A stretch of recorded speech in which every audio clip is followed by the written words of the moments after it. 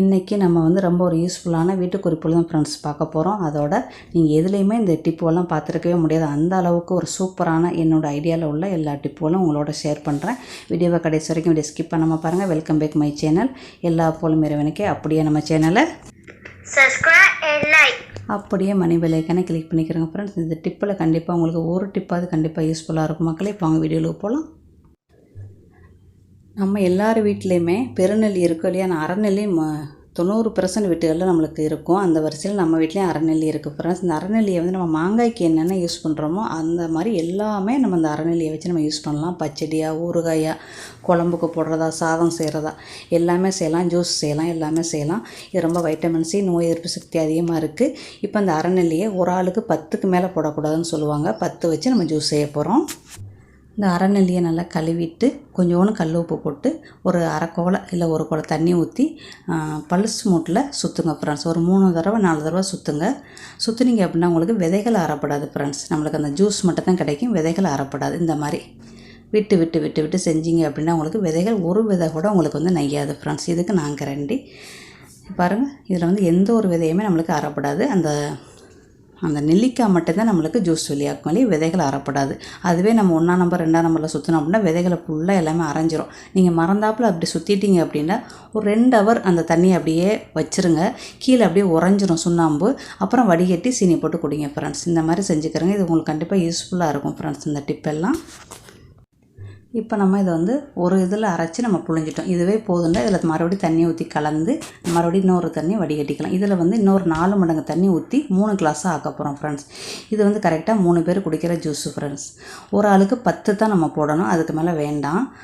10, 12 காய் மட்டும் போடுங்க ஃப்ரெண்ட்ஸ். இப்போ இதில் வந்து நம்ம என்ன செய்கிறோம், இன்னும் கொஞ்சம் தண்ணி ஊற்றி ஒரு சுற்றி வடிகட்டி நம்ம வந்து வச்சிட வேண்டியது ஃப்ரெண்ட்ஸ். அப்போ நம்மளுக்கு இன்னும் கொஞ்சம் இருக்கிற ஏதாவது வந்துடும். ஆனால் இதில் ஒன்றும் வராது, தண்ணியாக தான் இருக்கும். நம்ம பாருங்கள் இந்த மாதிரி புழிஞ்சிட வேண்டியது ஃப்ரெண்ட்ஸ். அவ்வளோதான். நம்மளுக்கு விதைகள் ஒன்று கூட நம்மளுக்கு நெய்யாது. நீங்கள் தைரியமாக செய்யுங்க, ஆனால் பல்ஸ் மூட்டில் செய்யுங்க ஃப்ரெண்ட்ஸ். அவ்வளோதான். இதோட சேர்த்து நம்ம இப்போ வந்து 1.5 மடங்கு தண்ணி ஊற்றிருக்கிறோம். இன்னும் 3.5 மடங்கு தண்ணி ஊற்றி நம்ம ஜூஸ் கலந்து சீனி போட்டு குடித்தா ரொம்ப அருமையாக இருக்கும். இது வைட்டமின் சி, நோய் எதிர்ப்பு சக்தி அதிகமாக இருக்குது. கண்டிப்பாக மிஸ் பண்ணாமல் இந்த ஜூஸாக குடிங்க. இப்போ வாங்க அடுத்த டிப்புக்கு போகலாம். இப்போ நம்ம வீட்டில் வந்து அப்பம் மாவு இருக்குது. ஒரு 3 அப்பத்துக்குள்ளது கடைசி மாவு இருக்கும். இது அப்பம் சுட்டோம்னா நம்மளுக்கு நல்லா வராது, சமயம் ரொட்டி மாதிரி வரும். அதை இப்போ நம்ம வந்து இப்போ யூஸ்ஃபுல்லாக மாற்ற போகிறோம் ஃப்ரெண்ட்ஸ். ப்ரௌன் சுகர் இல்லைன்னா கருப்பட்டி நல்லா செதுக்கி அதில் நீங்கள் உங்கள் அப்பத்துக்கு மாவுக்கு தக்கன போடுங்க. இது மொத்தம் 4 அப்பத்துக்குள்ள மாவு ஃப்ரெண்ட்ஸ். கொஞ்சம் தானே இருக்குது, இது 4 அப்பம் செய்யலாம், அருமையாக செய்யலாம். இந்த மாதிரி உங்களுக்கு தக்கன ப்ரௌன் சுகரை இல்லை கருப்பட்டியோ போடுங்க. இல்லை கருப்பட்டி நல்லா திக்காக காய்ச்சி வச்சுருந்தீங்கன்னா கொஞ்சமாக ஊற்றிக்கிறங்க ஃப்ரெண்ட்ஸ். ஊற்றி நல்லா கலக்கிக்கிறங்க. கலக்கிட்டு அப்பச்சட்டி நல்லா சூடு பண்ணி நீங்கள் அதில் வந்து நல்லா எண்ணெயை தடவி எப்பவும் போல் ஊற்றுங்க. கொஞ்சம் ஓரம்லாம் நல்லா லைட்டாகவும் நடுவுக்க மட்டும் கொஞ்சம் வச்சு ஊற்றுங்க. ஊற்றி நல்லா மூடி வச்சுருங்க ஃப்ரெண்ட்ஸ். ஊற்றி மூடி வைக்கும்போது மீடியமில் அடுப்பை வைங்க. ஏன்னா ப்ரௌன் சுகரை போட்டிருக்கிறோம், ஓரம்லாம் ரொம்ப சீக்கிரம் நம்மளுக்கு கருவும். அதுக்கப்புறம் என்ன செய்யுங்க, நடுவுக்க மட்டும் வேகணும் அப்படின்னு நினைக்கும் போது நீங்கள் நடுவுக்கு உள்ள அந்த அடுப்பை மட்டும் வைங்க. இதுதான் ட்ரிக்கு ஃப்ரெண்ட்ஸ். இதில் வேறு எதுவுமே இல்லைன்னா ஓரங்கள்லாம் உங்களுக்கு சீக்கிரம் கருவிடும், நடுவுக்க வேகாது. இந்த மாதிரி வச்சுக்கிறோங்க. இப்போ நம்மளுக்கு நடுவுக்க மட்டும் தான் வேகணும். பாருங்கள், நம்மளுக்கு ஓரம்லாம் லைட்டான ப்ரௌனாக இருக்குது. இதுக்கப்புறம் நம்மளுக்கு நடுவுக்கத்தான் வேகணும். நடுவுக்க வேகும்போது அந்த சூட்லேயே அதை சுற்றியே நம்மளுக்கு அழகாக ப்ரௌனாக வந்துடுவாங்க. இல்லைன்னா நம்மளுக்கு ரொம்ப கருகி போயிடும். ரொம்ப கருப்பாக இருந்தால் பிள்ளைங்க சாப்பிட மாட்டாங்க. அதை பார்த்துக்கிறங்க. நல்லா ப்ரௌன் கலரில் எடுத்துருங்க.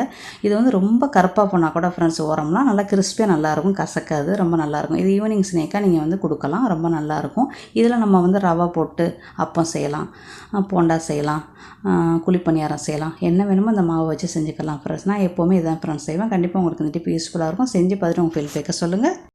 இப்போ நம்ம வந்து வீட்டுக்கு பெயிண்டிங் பண்ணையில் கவனிக்க வேண்டியது என்னென்னா, இந்த மாதிரி விரிப்புகள் இருந்துச்சு அப்படின்னா நீங்கள் நல்லா பத்திரம் கட்டி வச்சுக்கிறணும். ரொம்ப வெயிலில் போட்டிங்கன்னா அப்படியே புழுன்னு போயிடும். இணலில் வந்து நல்லா பை போட்டு கட்டி வச்சுக்கிட்டிங்கன்னா உங்களுக்கு எவ்வளோ காலத்துக்கு இது அப்படியே இருக்கும். இந்த மாதிரி விரிப்பு இருந்தால் நீங்கள் அந்த தரையில் விரித்து போட்டுக்கிறோங்க. அப்புறம் மதிலுக்கு வந்து நீங்கள் வந்து இந்த மாதிரி வலுவலுன்னு இருந்துச்சு அப்படின்னா சூப்பராக நீங்கள் வால்பேப்பர் வேணும் கூட நெட்டில் வாங்கி கூட நீங்கள் ஒட்டலாம். இல்லையா திக்னஸ் கலர் நீங்கள் கொடுக்கணும், வேறு கலர் இருக்குது அப்படி மாற்றுறதுக்கு வந்து நீங்கள் அழகாக இப்படி வெள்ளை கலர் அடிச்சுட்டு அதுக்கப்புறம் வேறு கலர் மாற்றினீங்கன்னா உங்களுக்கு நல்லா சூப்பராக ரொம்ப அழகாக இருக்கும். இந்த மாதிரி டைல்ஸுக்கு கீழே நம்மளுக்கு டைல்ஸ் அழுக்காமல் இருக்குது. இந்த மாதிரி விரிப்பை விரிச்சுக்கிட்டிங்கன்னா நம்மளுக்கு ரொம்ப யூஸ்ஃபுல்லாக இருக்கும் ஃப்ரெண்ட்ஸ். நம்மளுக்கு வந்து பெயிண்ட் சிந்துறதை தவிர்த்துக்கலாம். நம்மளுக்கு அந்த காப்பீட்டோட போயிடும். இந்த மாதிரி பொருள்களை வாங்கிக்கிட்டிங்கன்னா நம்மளே வீட்டில் சொந்தமாகவே பெயிண்டிங் பண்ணிடலாம். டைம் இருக்கிறவங்க இல்லை மணி சேவிங் பண்ணணும்னு ஆசைப்படுறவங்க இந்த டிப்பை ஃபாலோ பண்ணிக்கிறோம் ஃப்ரெண்ட்ஸ். இப்படி நம்மளே வீட்டுக்கெல்லாம் நம்மளே செஞ்சுக்கலாம் ஃப்ரெண்ட்ஸ். இப்போ அவங்க மக்களே அடுத்த டிப்புக்கு போகலாம். இப்போ நம்ம வந்து மோப்பு போடுறதுக்கு ஏதாவது மோப்பு தண்ணி, ஏதாவது சோப்பு தண்ணி ஏதாவது ஊற்றுவோம். மோப்பு ஆயில் ஏதாவது கண்டிப்பாக வீட்டில் வச்சுருப்போம், அதை ஊற்றுவோம். ஒன்றுமே இல்லைன்னா கொஞ்சோண்டு சோப்பு தூள் கூட போடுவோம், இல்லை கொஞ்சோண்டு ஷேம்பு போடுவோம். இத்தனைக்கு ஒன்று ஷேம்பு போடுவோம். எது போட்டாலும் சரி நம்மளுக்கு வந்து கொஞ்சம் நுரையும் வரும். ஓகே, நுரை வேண்டாம் அப்படின்னு நினைக்கிறவங்க கொஞ்சோண்டு சோப்பில் கம்போர்ட் குத்தினிக்கோன்னு ஊற்றிட்டு நீங்கள் மோப்பு போட்டிங்கன்னா 2 in 1 ஃப்ரெண்ட்ஸ். நம்மளுக்கு நுரையும் வராது, அழுக்கு நல்லா எடுக்கும், வாசத்துக்கு வாசமாகவும் இருக்கும் ஃப்ரெண்ட்ஸ். இப்போ மோப்பு தண்ணி இல்லை உங்களுக்கு அப்படின்னா இத்தனைக்கோன்னு சோப்பு தூளை நீங்கள் போட்டு அதில் வந்து கம்போர்ட் கொஞ்சோண்டு பூ போட்டு நீங்கள் வந்து துடைச்சிங்க அப்படின்னா உங்களுக்கு பூச்சி தொல்லைகள் வராது ஃப்ரெண்ட்ஸ். நம்ம மோப்பு வந்து பல வகையில் நம்ம துடைக்கிறோம். சூடம் போடுறோம், வினிகர் போடுறோம், குளோராக்ஸ் போடுறோம், சோப்பு தூள் போட்டு குளோராக்ஸ் போட்டு நம்ம துடைக்கிறோம். மோப்பு தண்ணியில் வந்து கொஞ்சமாக வினிகரை போட்டு துடைக்கிறோம், சூடம் போட்டு துடைக்கிறோம். அந்த மாதிரி தான் இதை வந்து கம்போர்ட் போட்டு துடைச்சிங்க அப்படின்னா உங்களுக்கு நல்லா கம்மாமோடு வீடு மணக்கவும் செய்யும். அதே நேரத்தில் உங்களுக்கு பள்ளி தொல்லைகள், கரப்பாம்பூச்சி தொல்லைகள், பூச்சி தொல்லைகள் உங்கள் வீட்டுக்கு இருக்காது ஃப்ரெண்ட்ஸ். இதை நீங்கள் அப்பப்போ இந்த மாதிரி கொஞ்சோண்டு வெறும் தண்ணியில் கூட கம்போர்ட் போட்டு கூட நீங்கள் துடைச்சி விடலாம். துடைச்சிங்கனாலும் உங்களுக்கு ஓகே தான் ஃப்ரெண்ட்ஸ். நல்லா பளபளன்னு நல்லா வலுவலுண்டு இருப்பாங்க, வாசத்துக்கு வாசமாக இருக்கும். அதே நேரத்தில் பூச்சி தொல்லைகள் நம்ம வீட்டுக்குள்ளே வராது ஃப்ரெண்ட்ஸ். கண்டிப்பாக செஞ்சு பாருங்கள். இந்த மாதிரி நம்ம வந்து கையில் புளியறதுக்கு பதிலாக மூடி வாளி, நம்மளுக்கு வந்து சாதாரண வாளியாக இருந்தால் கூட மூடி வந்து மோப்பு மூடி வந்து ரொம்ப சீப்பு தான் ஃப்ரெண்ட்ஸ். இதை ஒன்று வாங்கி வச்சுக்கிட்டீங்கன்னா உங்களுக்கு காலத்துக்கு கிடக்கும் ஃப்ரெண்ட்ஸ். கையில் வந்து புளிய வேண்டியதில்லை. ஓகே ஃப்ரெண்ட்ஸ், வாங்க அடுத்த டிப்புக்கு போகலாம். இந்த கம்பி வந்து எதுக்குன்னு பார்க்குறீங்களா ஃப்ரெண்ட்ஸ்? நம்ம கிச்சனில் வந்து ஒன்று யூஸ்ஃபுல்லான ஒரு இதுக்கு தான் நம்ம இந்த கம்பி செஞ்சு வச்சுருக்குறோம். இந்த மாதிரியே ஒரு கம்பி எடுத்து இப்படி புடி மாதிரி இப்படி வளைச்சி ஒரு கம்பி அப்படியே வளைச்சி அந்த இடத்துல ஒரு நெளிவு மட்டும் கொடுத்து ரெட்டையாக வச்சுக்கிறோங்க. இதை இப்போ நம்ம வந்து பூண்டு புல் சுட போகிறோம் ஃப்ரெண்ட்ஸ். பூண்டு புல் இந்த மாதிரி லூஸாக உரிச்சுக்கிறோங்க. தோலை உரிக்க வேண்டாம், தோலை உரிக்காமல் சுட்டிங்கன்னா ரொம்ப நல்லது. இந்த மாதிரி பச்சை பூண்டு சாப்பிட்லாம். ஆனால் பச்சை பூண்டு வந்து நம்மளுக்கு எல்லாருக்கும் சாப்பிட முடியாது. அதில் வந்து ஒரு மாதிரியான ஒரு காரத்தன்மை இருக்கும். அது நம்மளுக்கு வந்து வவுறு எரிச்சல், நெஞ்சு எரிச்சல்லாம் வரும். அதனால் அதை தவிர்த்துக்கிறோங்க. எல்லாருக்கும் ஒத்துக்கிறாது ஃப்ரெண்ட்ஸ். 20 வயசுக்கு மேலே உள்ளவங்க 3 பூண்டு சாப்பிட்லாம். 40 வயசு 50 வயசுக்காரவங்க ஒரு 5 பூண்டு சாப்பிடணும் ஃப்ரெண்ட்ஸ். 5 பூண்டு 4 பூண்டு சாப்பிடணும். இந்த மாதிரி முழு பூண்டாக நீங்கள் வந்து குக்கர் சாதம் அடித்தோட வச்சிங்க அப்படின்னா உங்களுக்கு சூப்பராக வெந்துடும். சில பேருக்கு வந்து வெந்த பூண்டு பிடிக்காது, அவங்களுக்காண்டி இந்த டிப்பு ஃப்ரெண்ட்ஸ். இந்த மாதிரி பூண்டை தோலோடு உள்ள பூண்டை எடுத்துக்கிறோங்க. தோலை உரிக்க வேண்டாம், சுடும்போது தோலோட உள்ள பூண்டு எடுத்துக்கிறோங்க. இல்லைன்னா நீங்கள் என்ன செய்யுங்க, 2ஆக வகுந்து நல்லெண்ணெயில் வறுத்து கூட சாப்பிட்லாம் ஃப்ரெண்ட்ஸ். இந்த மாதிரி குத்திக்கிறோங்க. நீங்கள் வந்து மொத்தம் 10 பூண்டு வரைக்கும் இதில் வந்து குத்தி சுடலாம் ஃப்ரெண்ட்ஸ்.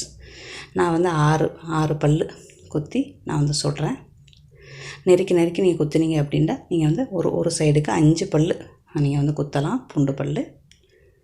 இந்த மாதிரி வச்சுக்கிட்டு நீங்கள் அழகாக சுட்டுடலாம் ஃப்ரெண்ட்ஸ். ரொம்ப நம்மளுக்கு கையும் சுடாது, ஒன்றும் செய்யாது. 1 நிமிஷத்தில் அடுப்பை சிறுசாக வச்சுக்கிட்டு சிறு தீயில் வச்சுக்கிறோங்க. அடுப்பை வச்சுக்கிட்டு நீங்கள் அழகாக சுட்டுடலாம் ஃப்ரெண்ட்ஸ். இது வந்து உங்களுக்கு 1 நிமிஷத்தில் உங்களுக்கு பூண்டு வந்து நல்லா வெந்துடும். நம்ம கையெல்லாம் நம்மளுக்கு சுடலாம் செய்யாது, ரொம்ப நல்லாயிருக்கும். இந்த ஒரு கம்பியோடு போயிடும் ஃப்ரெண்ட்ஸ். இந்த ஒரு கம்பியை எடுத்து இப்படி வளைச்சி இப்படி புடி மாதிரி செஞ்சுக்கிட்டிங்கன்னா உங்களுக்கு சூப்பராக ரொம்ப யூஸ்ஃபுல்லாக இருக்கும். கண்டிப்பாக டெய்லி நம்ம வந்து பூண்டு சாப்பிட்டு பழகிக்கிறணும். அட்லீஸ்ட் வாரத்துக்கு ஒரு 3 நாளைக்காவது இந்த மாதிரி பூண்டு சாப்பிட்டீங்க அப்படின்னா உங்களுக்கு கொலஸ்ட்ரால் வந்து குறையும், ப்ரெஷர் வந்து குறையும், ரத்த ஓட்டம் நல்லா ஓடும், நோய் எதிர்ப்பு சக்தி அதிகமாக இருக்குது, சளி தொல்லைகள் வராது, மூச்சு திணறல் வராது ஃப்ரெண்ட்ஸ்.